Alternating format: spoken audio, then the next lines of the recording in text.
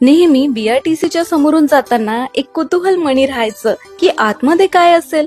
तर त्या दिवशी ना मी जाऊन आले आपल्या चंद्रपुरातील इंडोनेशियाचं फील देणाऱ्या बीआरटीसीला, म्हणजेच बांबू संशोधन प्रशिक्षण केंद्र चिचपल्ली इथे.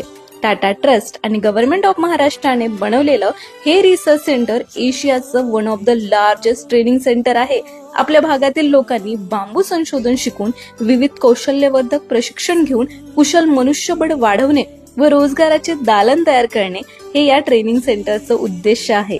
इथे ना डिप्लोमा इन बांबू टेक्नॉलॉजी चालतो, जे 3 सेमिस्टरचं आहे. किती भारी ना. आजकाल ग्लोबल वॉर्मिंगमुळे आपण सगळं काही इको फ्रेंडली शोधतो. अशा वेळेस हा डिप्लोमा सुरू करून बीआरटीसीने तरुणांना खूप महत्वाची संधी दिली आहे. तुमचं 10वी पास झालं असेल तर तुम्ही नक्की इथे ऍडमिशन घेऊ शकता.